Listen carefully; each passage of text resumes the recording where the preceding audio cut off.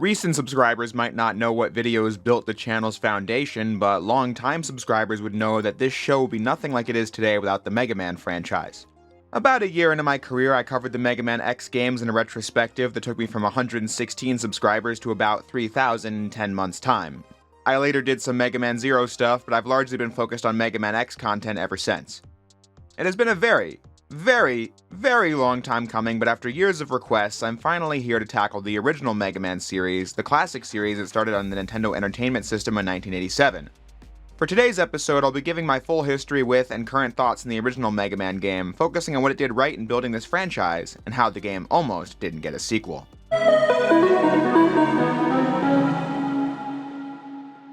In hindsight, it's crazy for me to think about how long it's been since I last played most of these games. With some exceptions, I've played just about every classic X, Zero, ZX, and Legends game. When I first got into Mega Man 9 years ago, it was the X series I tried first, and that was the one I put the most time into playing, replaying, and then talking about on YouTube over and over. So while I have been through the classic Mega Man games multiple times, it has been many years since I last sat down and played one of them from start to finish. In fact, the last time I played most of these games was the cause of my not reviewing them first. If you want to cover Mega Man, it seems logical to do the original series before the spin-offs, right? Well, yes, but the reason I wanted to do X first is because I had more interest in that, and also because one of the first projects I ever did as a creator was Let's Playing the classic series. That precedent was the reason I skipped them when reviewing them and covered the X games first on this channel back in 2016. But back then, I was like a 15-year-old fumbling his way through Let's Plays with almost no video making experience whatsoever. I literally didn't have the mic plugged in throughout parts 1 and 2 of Mega Man 1 and only figured that out when doing part 3. So what is Mega Man? Well, it was a 2D platformer developed by Capcom in the 1980s. And we're back for the final part of Mega Man for the NES. It's nostalgic, but yeah, I don't have those Let's Plays up anymore. The world is probably better off without them. But starting today, that perspective shall be renewed because the classic Mega Man retrospective has officially started. Over the next year or so, I will cover just about all the games in the classic series, which may be more than you think. So yeah, let's pop this game in and start playing. I literally just got this NES a few weeks back, I might add, as well as a bunch of other old consoles in this CRT, for the purposes of really getting that retro feel. I haven't actually been in the presence of a real NES in decades, so it felt pretty cool to own one now. But speaking of that retro feel, if we're gonna start playing a radical game like Mega Man, we'd best consult the manual to see what this game's all about, right?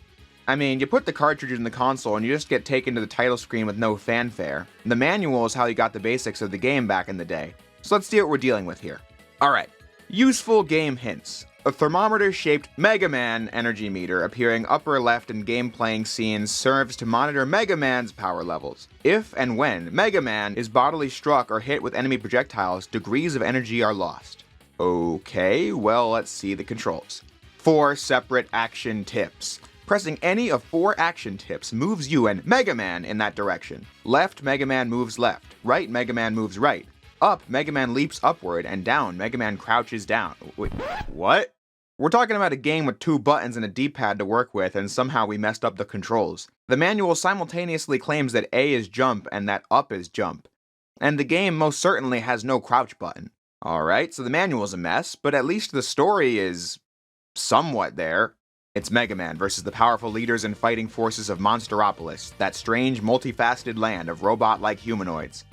Okay, I don't know what a Monsteropolis is supposed to be, but despite the weird wording, the fact that it gets Dr. Light's name wrong and calls Wily his assistant, it's still somewhat the same story as the actual game. But I'm getting the impression that this manual is not to be trusted, so let's toss that out and start from scratch. In the year 20XX, Dr. Thomas Light invents a line of human-like machines called Robot Masters that can perform tasks above a human level. Some of the first were his robotic assistants / children Rock and Roll. But then he expanded it to make robots capable of helping society. Bomb Man, Guts Man, Cut Man, Elect Man, Ice Man, and Fireman. One of Light's old colleagues, Dr. Wily, is jealous of his success and decides to override his Robot Masters, using them in a scheme of world domination. Rock volunteers to be turned into a super fighting robot, and thus, Mega Man was born. So now that you know the basics of the story, you can make sense of this menu. Mega Man's most innovative contribution to the world of 8-bit gaming was that you pick which of the 6 levels you play and in what order. When playing as Mega Man, it's much simpler than the manual makes it out to be. The only thing the up and down buttons do is climb up and down ladders. Besides that, Mega Man runs to the left or right, jumps with A, and shoots with B. There's no aiming in Mega Man, as you don't point your gun up or down at any point. Enemies will fly in from every direction, so the challenge of Mega Man is lining your shots up with where you think the enemy might be and then shooting them with your arm cannon that can shoot up to 3 pellets at once. Some enemies will require you to wait for their shields to be down or can't be destroyed at all, so you need to time your way past them like the giant jumping machines or the floor enemies in Elecman stage that speed up when you're near them. They can be destroyed with special weapons but not the default equipment. Mega Man is a very simple gameplay system, but I think it's fun to work with and provides variety in how you approach enemies, as some stages will be more left to right but others are more vertical, so you get into a lot of different combat situations in this game. Like I said just a moment ago, the idea of picking what the stage order is was pretty unusual when this game came out, as the typical action platformer had a set of stages in a predetermined order. Each Robot Master gives Mega Man a new weapon upon defeat, and another will be weak to that weapon. Even here in the first Mega Man game, this system made it so that the playthrough has more variety and experimentation than other platformers at the time. I already know the boss weakness chain starts with Bomb Man, and you work your way up to Fire Man at the end, but if you want more challenge, you can start with a harder stage and take it from there. People playing this for the first time without a guide will have to experiment with the stages to see how far they get, so finally being able to beat a stage and see the game get easier once you get more upgrades is always really satisfying. The route I laid out earlier is the most optimal one, but it's not the only easy path to getting through the game with boss weaknesses alone. Bomb Man and Cut Man are pretty equal in terms of who is the best boss to take on first. Cut Man is the one highlighted on the menu by default and might be the first stage for many players as a result. However, I think it's more optimal to play Bomb Man first, which then makes it easy to battle Guts Man and then Cut Man. The next one is Elec Man, and his stage has this extra gadget called the Magnet Beam, which can only be reached with Guts Man's weapon or with Elec Man's, but going to Guts Man's first eliminates a potential backtrack, which is definitely preferred since this game doesn't allow you to leave stages unless you get a game over or beat the level again. But you see what I mean though, right? Despite it being the first Mega Man game, this system allows for strategy and planning your playthrough, which was the game's most innovative feature 37 years ago, and the fact that it still holds up in that regard is something I find pretty impressive. But of course, no game is perfect. Well, okay then, guess the game is a little janky. Okay, maybe this game is really janky. Yeah, shock and surprise, there are many ways in which Mega Man 1 has not aged well. You just saw me take damage after killing a boss, which could have easily led to my death if I had less health. Since I'm so accustomed to how Mega Man handles in later entries, it's always weird to revisit Mega Man 1 and see how different it felt to play despite having the same core controls as many of its sequels. What you just saw was how Mega Man, if suspended in the air, will plummet to the ground at a decidedly unsafe rate. When you're placed over bottomless pits like Gutsman's stage or in the middle of Iceman's stage, you can see a formula for disaster here. But even when on the ground or jumping from point to point, there are still issues. When you start moving left or right, Mega Man takes like a frame before getting to top speed. It's hard to describe, but it always feels sluggish to move. And then when you let go of the D-pad, Mega Man will take a few frames to stop moving. It just doesn't feel very precise. Through all of that, Mega Man feels like he's got cement strapped to his feet. Cement that was laced with butter or something, because he's both very heavy and kind of slippery at times. Oh, and the knockback can send you into the abyss as well. The level design is usually fine, but it has some low points too. A good stage in this game would look like Cut Man or Guts Man, where it has a decent mix of combat, platforming, and verticality. But then you have a stage like Elec Man's, which is mostly climbing up ladders where you can get knocked down and have to climb back up. I also thought this part in Fireman stage was funny, where it seems like something is down there and you have to time your movement around the fire, only for it to be a pit. Like, why is that even there? The most infamous bit of platforming in this game is an Iceman stage. First, you have the disappearing and reappearing block gimmick, which is a staple of classic Mega Man stage design. This is easy enough to get through with timing, but then the middle of the stage has this massive pit you need to time your way through on moving platforms that fire bullets from each direction. Combine the slippery controls with the fact that gravity plunges Mega Man to his doom at light speed, and you have the makings of a tough section. The conveniently placed energy refill halfway through convinced me that this part was designed for you to want to use the magnet beam to draw a platform and skip past it. Even the manual highlights this item's placement and use, but it's kinda weird how it's either hard as hell or just cheesed entirely. Now, this is the part in the review where I'd usually start talking about the beatability of the various Robot Masters, and yeah, I did 2 playthroughs of this game for that reason. The first was just me doing the weakness order I listed before, but the second is when I just started picking stages at random. Interestingly, I think the game's design makes it so you can really do just about any stage first. Some bosses are definitely easier than others. Elec Man is absolutely the hardest boss and probably my least favorite stage of the 6, so don't do that one first. But what makes all the others kind of a toss-up is that I've had runs where I just stand mostly still, destroy the boss on the other side of the room with the default firepower, and others where I couldn't really do much as I got wrecked. This means that the bosses in this game without their weaknesses are wars of attrition. You just have to hope you get a good cycle and don't take damage. Even a boss with a predictable pattern like Iceman packs quite a punch if you get hit. For the most part, the special weapons you get from bosses are also unremarkable. I tried using them in my runs, but they just aren't that useful. The super arm requires a block to be nearby to use, which is often not the case. The hyper bomb takes far too long to explode, so enemies can easily avoid it. The rolling cutter is a bit too slow. The ice slasher is okay, but it leaves enemies' hitboxes active when it freezes them. The firestorm is decent as it puts a circle of flame around Mega Man, which does give you some extra frames of protection, but doesn't do much damage.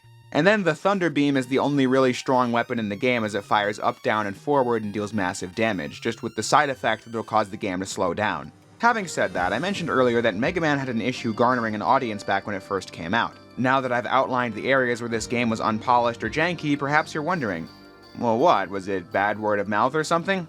To that I say, no, I don't think it really had anything to do with the game itself, because janky and unpolished games were the rule more than the exception on the NES. But it's just odd because the game is pretty cool and unique. I mean, who wouldn't want to walk in a Blockbuster and go to the game section and rent this game? It looks perfectly— oh my goodness! Capcom! I'm sure you saw this part of the video coming if you know anything about Mega Man. Why did Mega Man have an issue selling in the West? Look no further than the abysmal box art the game had in the US. It is low-hanging fruit to make fun of this cover art, but I mean, if you're talking about Mega Man 1, how could you not? The story goes that this game wasn't intended to get a Western release, but when Capcom USA decided to bring it over, the marketing team had one day to get the cover done, and in 6 hours, this masterpiece of shit was born. Capcom decides to release the game in Japan in a limited amount. Surprising everyone, the game catches on in Japan. Capcom decides to bring the little robot to America. It had some of the worst box art in the history of video games. It doesn't look anything near the Mega Man that we see today. The box art for the first Mega Man game in the US was done very quickly. The president of Capcom US said to his marketing guy, we need a cover done tomorrow. And he went out and got a friend of his to do it in like 6 hours. Where do you begin? I mean, it doesn't look anything like Mega Man, his face is terrifying, the color palette is messed up because Mega Man doesn't even have a drop of yellow on his character design, he uses a gun instead of an arm cannon, nothing is happening, the background is bland, and none of it tells you anything about what kind of game this even is or why you'd want to play it over some other NES shooter. Even Keiji Inafune cites the US box art as a large contributing factor to why Mega Man 1 struggled in the sales department, and you can see why. Today, bad box art Mega Man is a meme the internet has been laughing at for decades, and it even has become a recurring gag in other Capcom games. I genuinely think this terrible cover art stifling the game in the West could have been something that ensured the game never got a sequel. This is a real shame because the original Japanese art design in this game still holds up. The Japanese version's key art doesn't excite me much either since nothing's really happening in this one either, but I'm just saying the art style is strong. Inafune was pretty new to Capcom when he started doing character designs for this game, and I think these original designs, like the Robot Masters or Mega Man himself, are really striking and colorful, translating to the NES sprite work pretty well. A lot of NES games have very basic backgrounds, and while Mega Man will have flat colors or blank backgrounds, I think the game has visual variety across its many stages. Combine that with the really catchy and upbeat soundtrack, I think it's fair to say that the presentation of Mega Man 1 is really solid for the standards of 1987. But with all that said, once you defeat all 6 Robot Masters, you can proceed to the final stages where Mega Man will defeat Dr. Wily. This is gonna be awesome.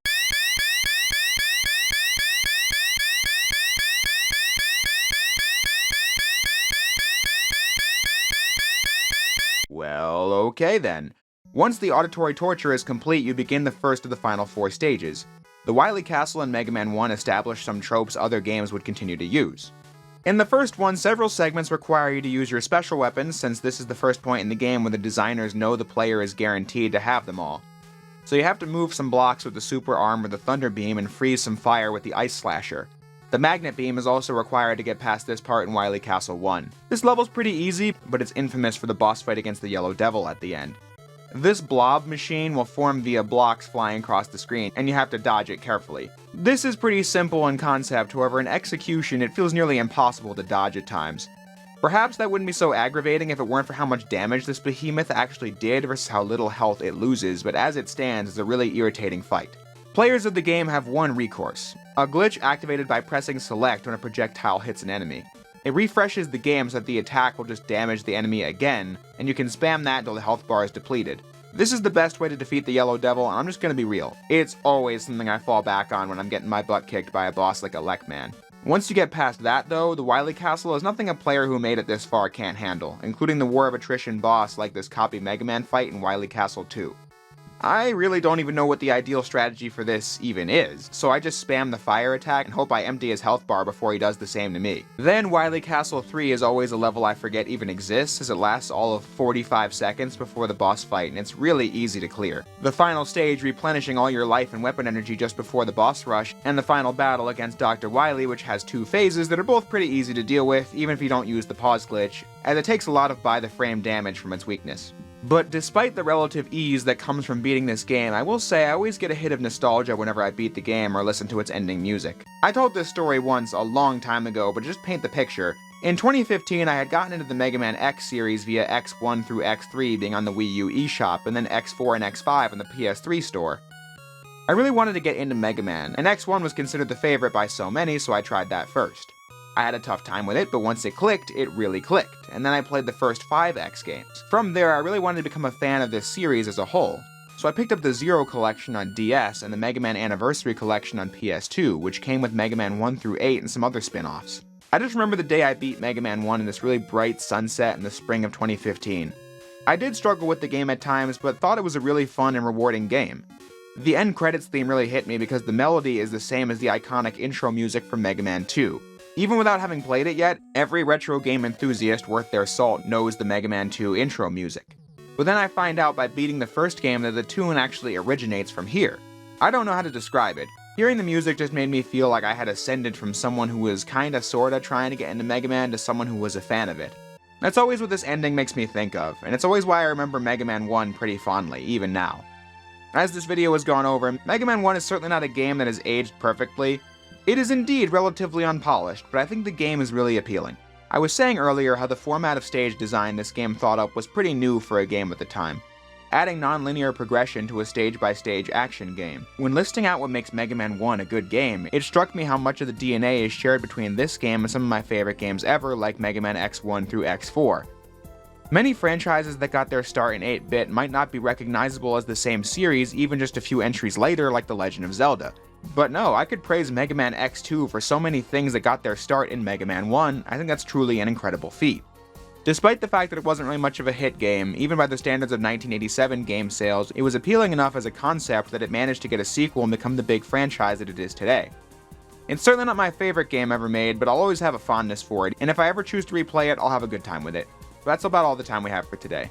So next up will be that miracle sequel that saved the franchise, the one that is still held by many as the best in the series, Mega Man 2. I haven't played this one in years either, so what will I think of it upon the replay? Well, next week we shall all find out. So until that time comes, I'll say what I always do. If you made it this far into the video, I thank you all for watching, and I'll see you next time.